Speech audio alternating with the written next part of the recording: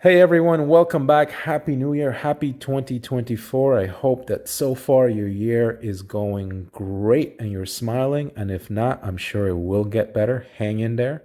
But welcome back, as I said. First video of the year, as you guys could see, it's an Iron Studios piece. This is a 1/10 scale shredder from their Teenage Mutant Ninja Turtles line.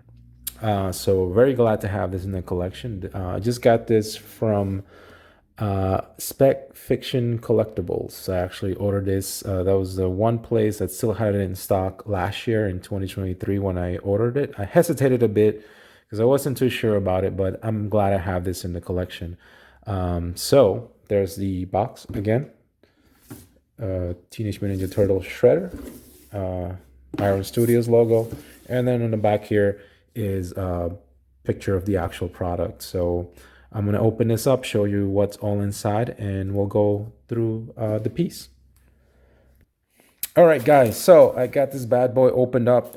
This particular statue comes in 3 pieces. It did come well protected. I took the styrofoam and the tissue paper out. This guy comes in 3 pieces. First piece we'll go through is the base itself, which is right here. Not numbered. None of these 1/10 scale pieces, at least for the turtle lines, have been numbered. So again, you just get the shredder, Iron Studios, and the art scale 1/10 logo and the turtle logo there. Here on the side, you get the brick pattern, which has been pretty much the ongoing theme with this line. A lot of brick work, which is done pretty well. The base itself seems to be some kind of copper. Reminds me of a penny colored, right? But it is really well done. Definitely has, I guess, a bit of a metal look.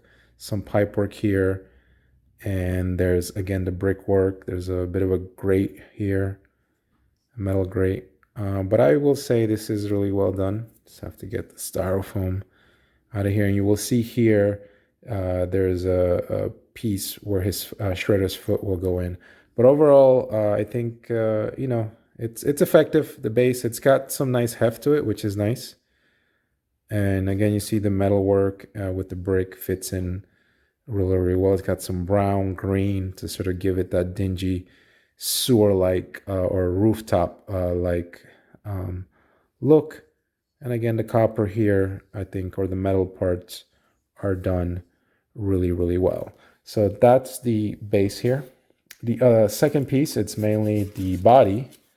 This guy comes in just one whole piece. And what's here is really well done.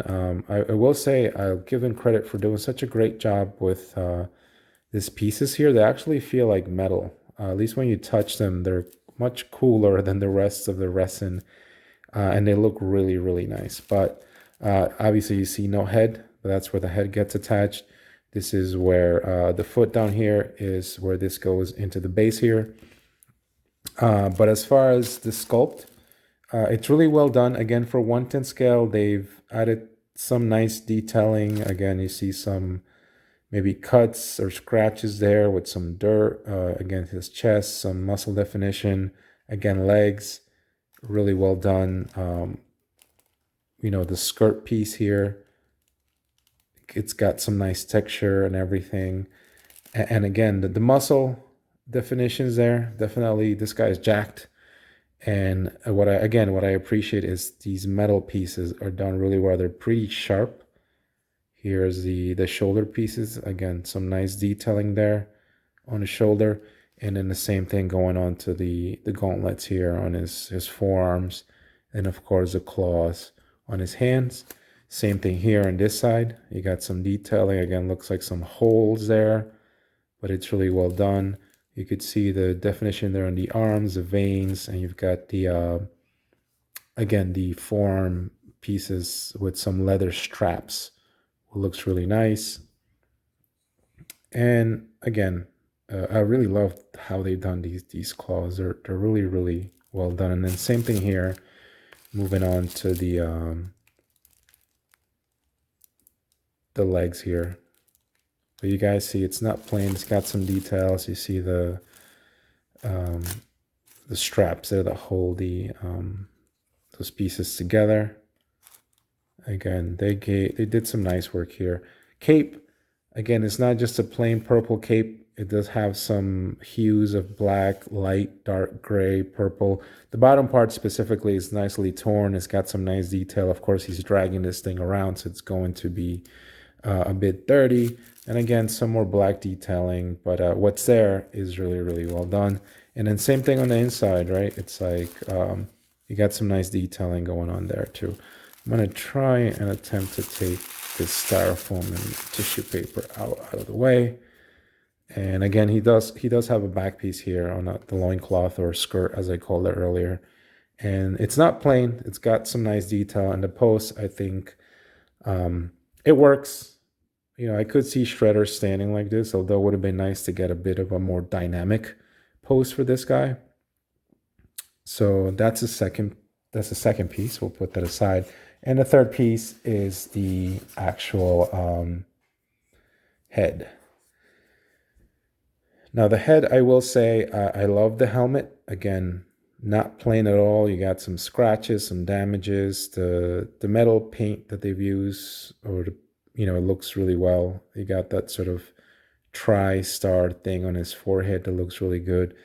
The face mask always reminds me of Sub-Zero, but it looks really, really cool. The eyes are well done. Again, this being 1/10 scale doesn't really bother me too much. The only thing, I guess, is in the head, in the face rather. I think they could have done maybe perhaps a bit of a better job of making this seem like a separate piece.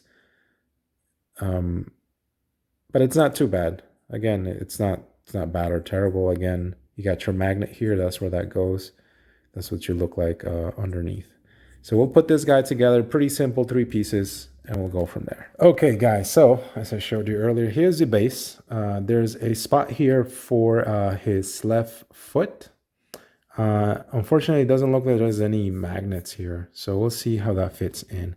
So we'll get this guy on. As I showed you earlier, here's the foot. There is a metal rod with a little section here that will go into here.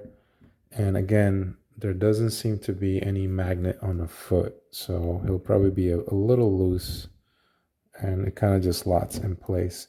It's pretty in there, so I don't think you'll get any kind of movement or anything. But again, I always just would have liked it if they've included a magnet on the foot, so he's better.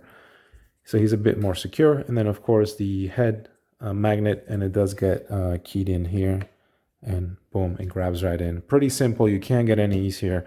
And once you put this guy together, man, he does look really, really nice there.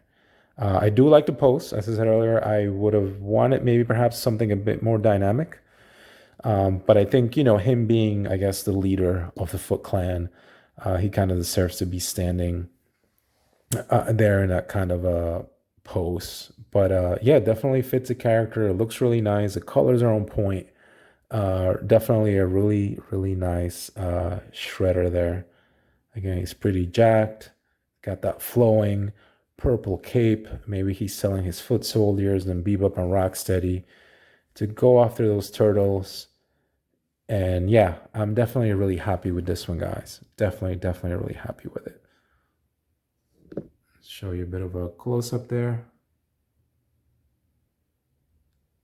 Yeah, again, Iron Studios, I would say, did an awesome job with this piece. Okay, guys, so I am pretty happy with Shredder here. I think it's a fine addition to this whole Iron Studios Teenage Mutant Ninja Turtles line. Definitely happy with it. I do have Bebop, Rocksteady, and Krang on pre-order from Sideshow. So hopefully at some point those get released soon, and I'll have a couple of bad guys there. But for now, it's just Shredder in my collection. For comparisons, I will show you some of the other pieces in this line that I do have. So let's start off here with Casey. So here he is next to Casey Jones. Obviously, Casey is in a lower